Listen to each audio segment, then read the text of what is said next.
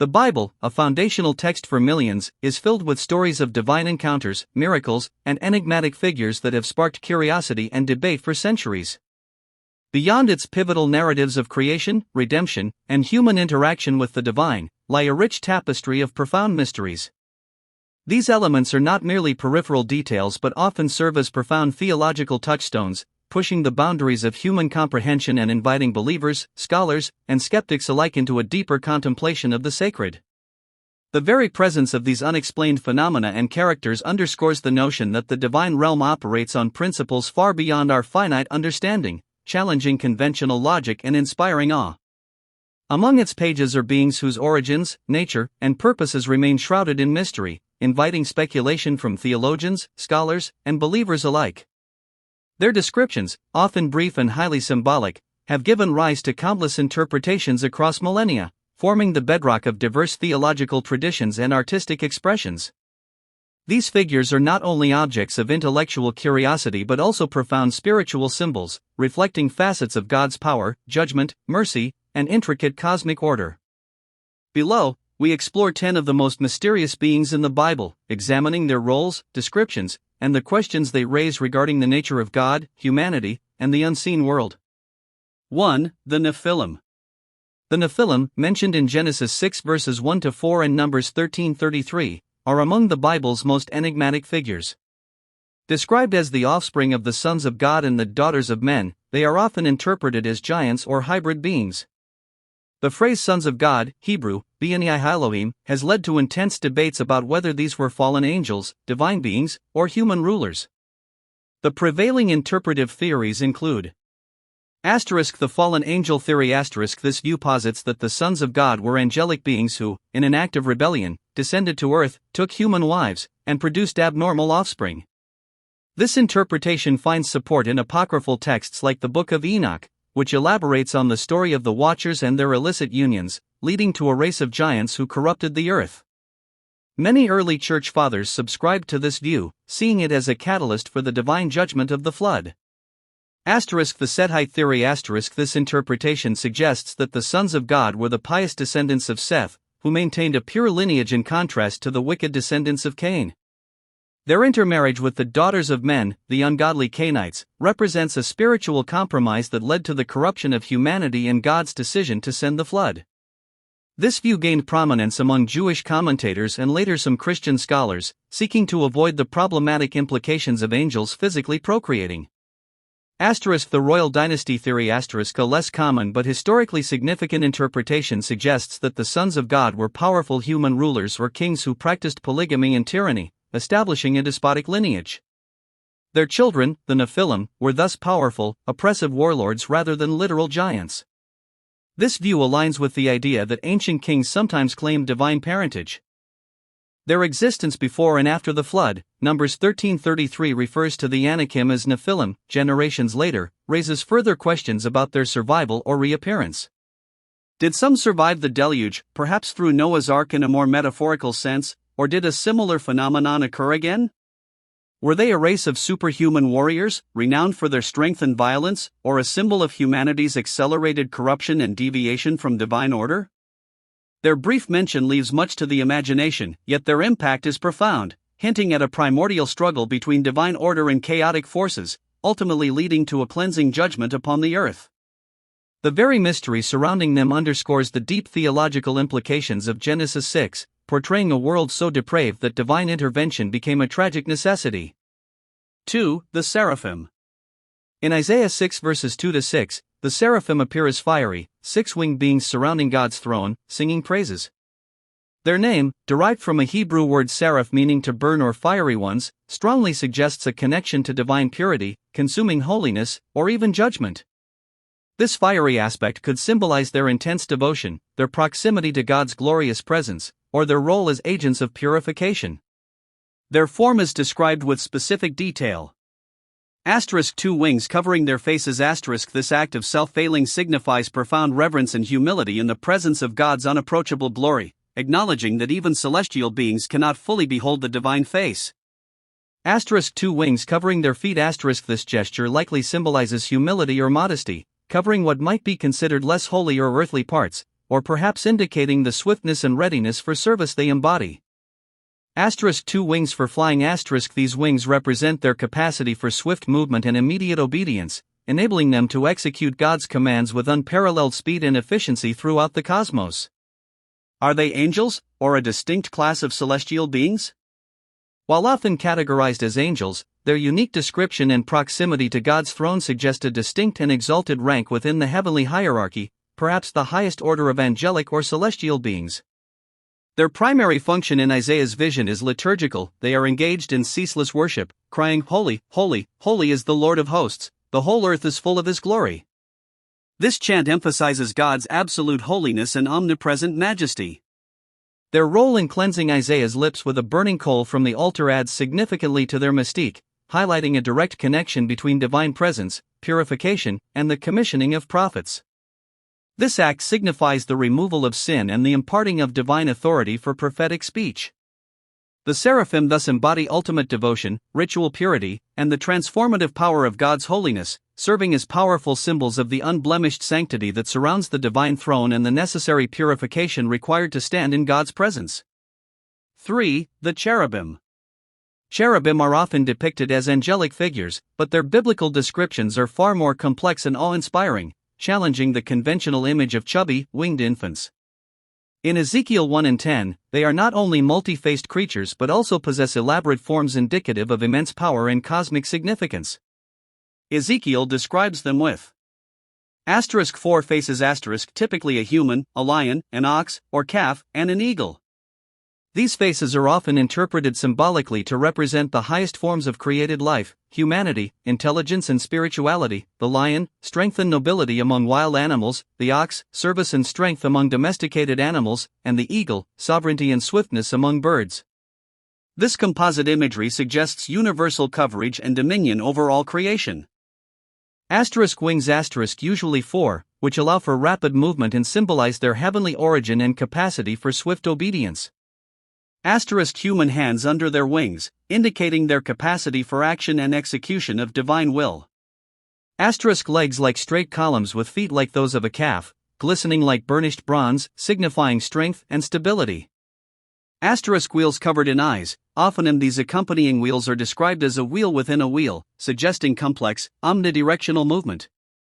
The eyes covering them symbolize omnipresence, divine knowledge, and perpetual watchfulness, emphasizing God's omniscient awareness and the intelligent design behind their movements. Genesis 3 verse 24 places them as fearsome guardians of the Garden of Eden, wielding flaming swords to prevent humanity's return to the tree of life after the fall. This role underscores their function as protectors of divine holiness and executors of God's decrees. Beyond Eden, they are intricately linked to God's throne and presence. In the tabernacle and temple, their images adorned the Ark of the Covenant, the mercy seat, and the temple curtains, signifying God's dwelling place between them. Are they symbolic representations of God's power and omnipresence, or literal beings whose bizarre, composite forms challenge modern notions of angels and suggest a deeper, cosmic role in divine order? The cherubim serve as the divine chariot, bearing God's glory and conveying His presence, Ezekiel 10, often associated with tempestuous power and the manifestation of divine judgment. Their complex and often terrifying appearance reveals that the heavenly realm is not merely beautiful but also immensely powerful, mysterious, and profoundly holy, reflecting the incomprehensible majesty of God Himself. 4. The Angel of the Lord. The Angel of the Lord appears throughout the Old Testament, often speaking not merely for God but as God Himself, blurring the lines between messenger and sender. This figure's identity is profoundly ambiguous and has been a cornerstone of theological debate for centuries. Examples abound. Genesis 16:7-13 The angel of the Lord appears to Hagar, promising her numerous descendants and speaking with divine authority, leading Hagar to exclaim, "You are the God who sees me." Exodus 3:2-6 The angel of the Lord appears to Moses in the burning bush, but then God Himself speaks from the bush, identifying as "I am who I am." Judges 6:11-24 The angel of the Lord commissions Gideon, accepting his offering with fire and disappearing, leading Gideon to fear that he has seen the angel of the Lord face to face and will die, an ancient belief associated with seeing God. Judges 13 Manoah and his wife encounter this being, who performs a miracle and ascends in the flame of a sacrifice, only for them to realize in awe and terror, "We have seen God." The blending of divine and angelic characteristics makes this figure one of the Bible's most debated mysteries. Is it a distinct, high-ranking angel acting as God's direct representative? Or is it a theophany, a visible manifestation of God Himself in a temporary form, making the invisible God accessible to humanity?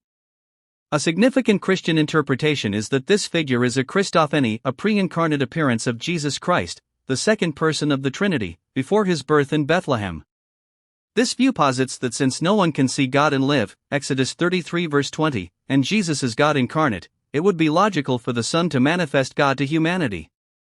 The figure consistently speaks with ultimate authority, accepts worship, and is directly identified with Yahweh, actions typically reserved for God alone. The appearances of the angel of the Lord serve as crucial bridges between God's transcendence, His utter otherness and inaccessibility, and His immanence, His active presence and involvement in human history, providing glimpses of the divine in a way that prepares for the ultimate incarnation of God in Christ. The ambiguity surrounding this figure only deepens its significance, underscoring the profound mystery of God's self-revelation. 5. The four living creatures. Described in the awe-inspiring visions of Ezekiel 1 and Revelation 4, the four living creatures are among the most vivid and mysterious entities in the biblical cosmos. They are depicted with startling detail and immense symbolic weight. 4 faces like the cherubim, they possess the faces of a human, a lion, an ox, and an eagle. These represent the pinnacle of creation and are often interpreted symbolically. In Christian tradition, these faces have been associated with the four Gospels, Matthew as the man, Mark as the lion, Luke as the ox, and John as the eagle, reflecting the multifaceted nature of Christ. Other interpretations connect them to the four elements of creation, the four cardinal directions, or the four camps of Israel. Covered in eyes, full of eyes in front and behind, and all around and within, symbolizing omnipresent knowledge, divine awareness, and unceasing watchfulness. This suggests that nothing escapes their gaze, and thus, nothing escapes God's knowledge.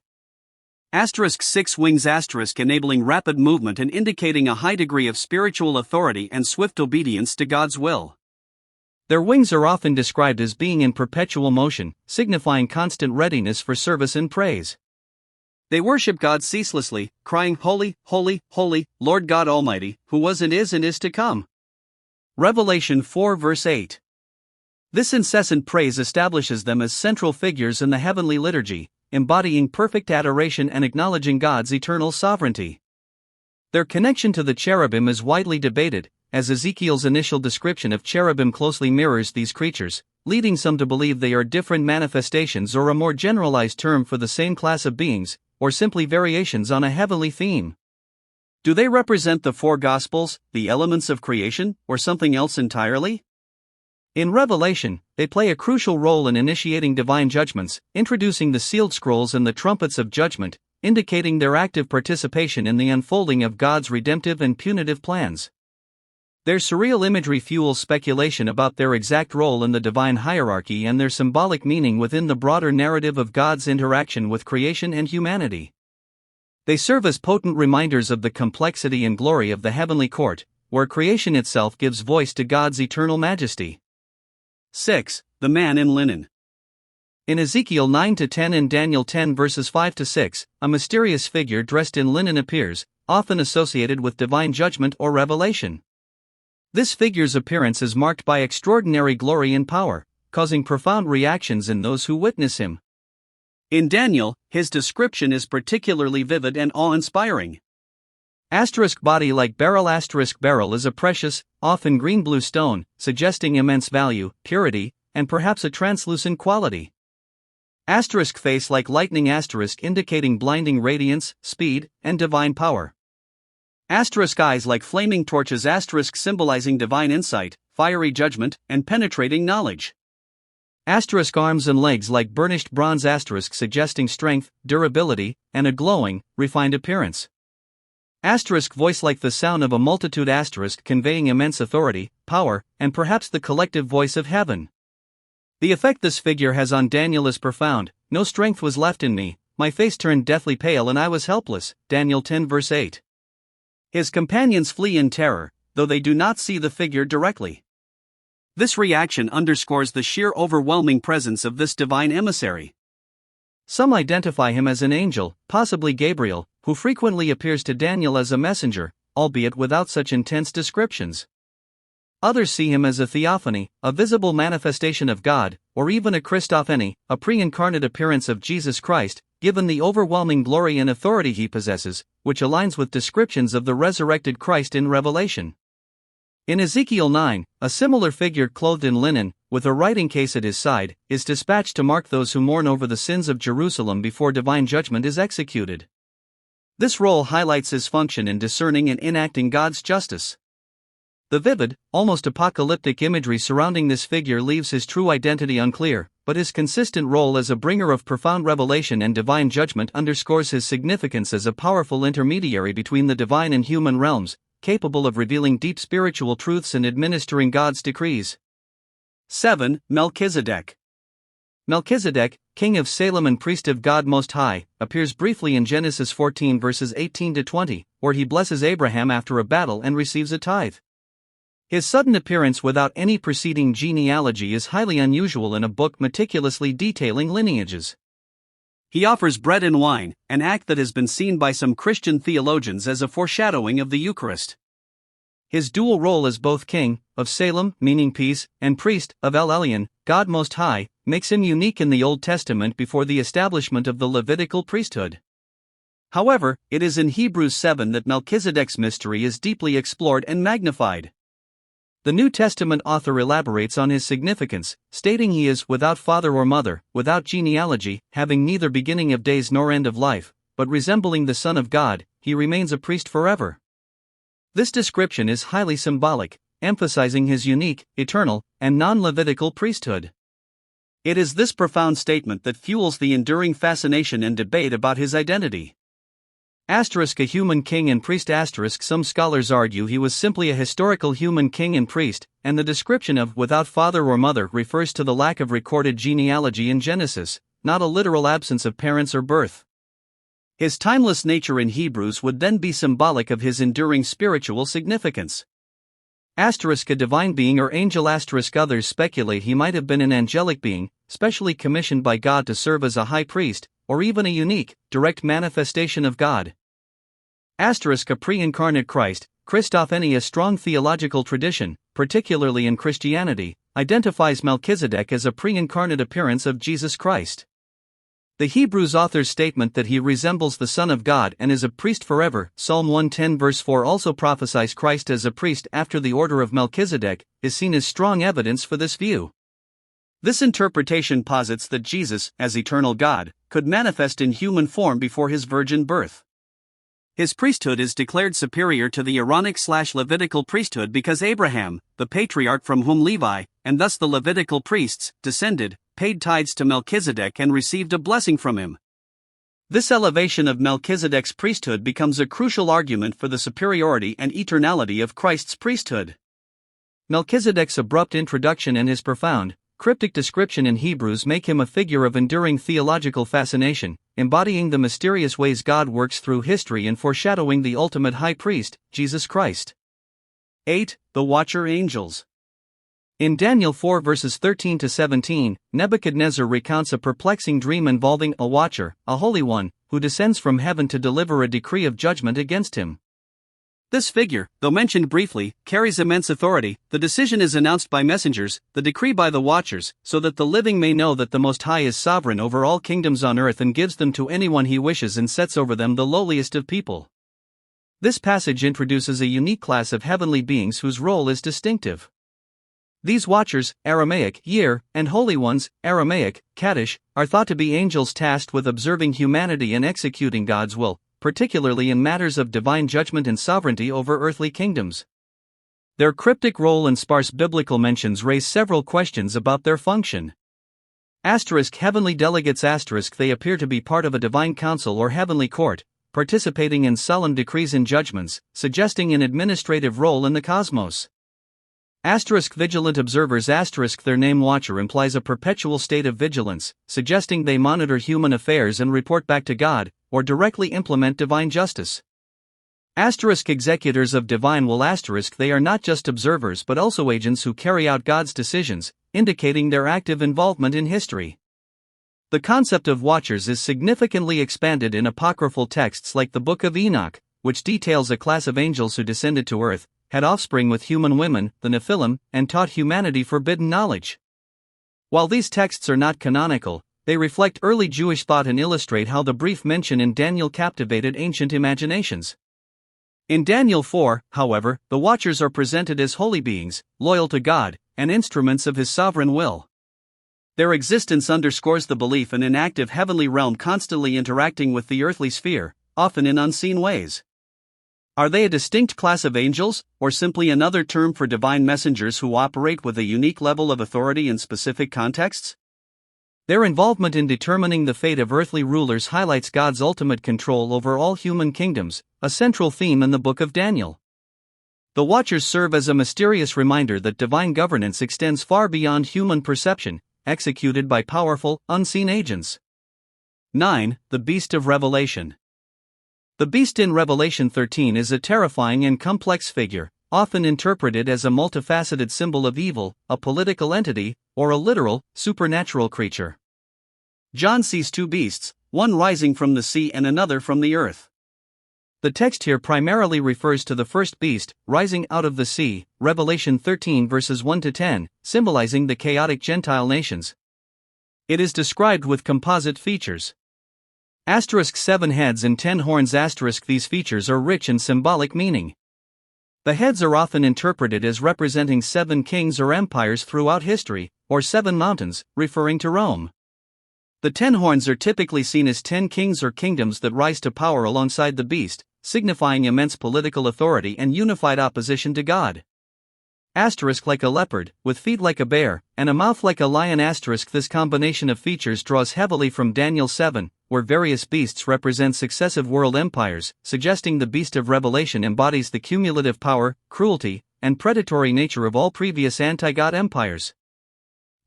Given power by the dragon, Satan. This explicitly links the beast's authority and actions to satanic influence, making it a proxy for evil in its cosmic battle against God. Blasphemous names on its heads. Signifying its arrogant defiance of God and its claim to divine authority. A deadly wound that was healed. This miraculous recovery gives it immense credibility and inspires widespread worship, mimicking Christ's resurrection and serving as a powerful deception.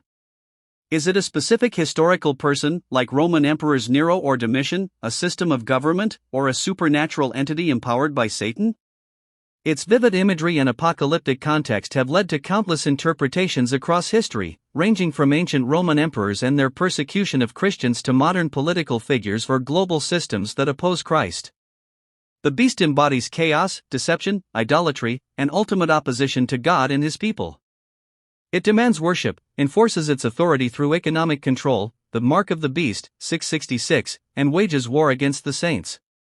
The number 666, often associated with the beast, is a cryptic puzzle. Interpretations include gematria, numerical value of names, often linked to Nero Caesar, a symbol of ultimate imperfection, falling short of the divine 7, or a mark of allegiance to the beast's system. The beast represents the epitome of human rebellion against God, empowered by Satan, and destined for ultimate destruction at the return of Christ, symbolizing the definitive triumph of good over evil. 10. The Two Witnesses. In Revelation 11 verses 3-12, the two witnesses emerge as extraordinary figures in the apocalyptic narrative. They prophesy for 1,260 days, equivalent to 42 months or 3.5 years, a period often linked to the duration of Great Tribulation or prophetic ministry. During their ministry, they perform astonishing miracles. Power to shut up the heavens so that no rain falls during their prophecy, reminiscent of Elijah, 1 Kings 17 verse 1.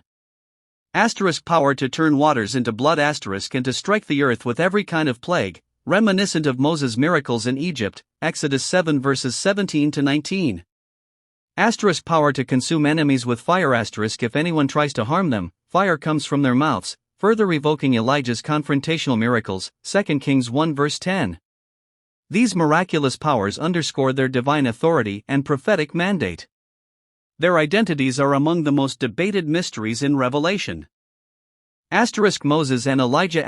This is a popular interpretation, given their extraordinary powers and their appearance together with Christ at the Transfiguration, Matthew 17. Moses represents the law, and Elijah represents the prophets. Together, they symbolize the entirety of the Old Testament witness to Christ. Neither experienced a conventional death. Moses' burial was mysterious, Elijah was taken up to heaven. Enoch and Elijah. This theory posits that since both Enoch, Genesis 5 verse 24, and Elijah, 2 Kings 2 verse 11, were taken to heaven without experiencing death, they are the two appointed to die as a testament to God's plan, fulfilling the universal human fate. Symbolic figures. Some interpretations view them not as specific individuals but as symbolic representations of the Church, Israel, or the enduring spirit of prophecy and divine witness throughout the tribulation period, emphasizing that God's truth will always have a voice, even in the darkest times. The text describes them as the two olive trees and the two lampstands, a direct reference to Zechariah 4, symbolizing those anointed by God's Spirit to provide spiritual light and testimony. Their dramatic end involves being killed by the beast that comes up from the abyss, Revelation 11 verse 7, and their bodies lying in the street of the great city, often identified as Jerusalem or a symbolic wicked city. Their public display and global rejoicing by those who hated their message signify humanity's profound rejection of God's truth. However, after 3.5 days, they are resurrected by the breath of life from God and ascend to heaven in a cloud, a powerful vindication of their ministry and a stark reversal of the beast's triumph. Their role as a final, powerful warning before greater judgments makes them enigmatic players in the apocalyptic narrative, leaving readers to ponder their historical, literal, or future significance as the ultimate witnesses to God's truth in a world that seeks to silence it. Conclusion. The Bible's mysterious beings, from the towering Nephilim whose very existence challenges the boundaries of creation, to the cosmic four living creatures endlessly proclaiming God's holiness, challenge our understanding of the divine and the supernatural. These figures are not mere literary embellishments, they are integral to the biblical narrative, serving as profound theological markers that point to the depths of God's power, the complexity of the spiritual realm, and the intricate ways in which divine will interacts with human history. Their brief, often vivid descriptions invite generations of speculation, prompting believers and scholars alike to delve deeper into the sacred text, grapple with its profound implications, and push the limits of human reason in contemplating the divine. Whether these beings are understood as symbolic representations of spiritual truths, literal entities within God's vast creation, or something in between, they continue to captivate and perplex. They remind readers of the sheer vastness and incomprehensibility of God's creation, encompassing realms and beings far beyond our immediate perception. The enduring mystery surrounding them is not a sign of biblical ambiguity, but rather an inherent aspect of encountering the transcendent. It teaches humility before the divine. In their enigmatic presence, we are drawn into the deeper mysteries of faith, encouraged to seek understanding not just through logic but also through reverence, and continually reminded of the unseen world that permeates and shapes our own, reflecting the infinite wisdom and majestic otherness of God Himself.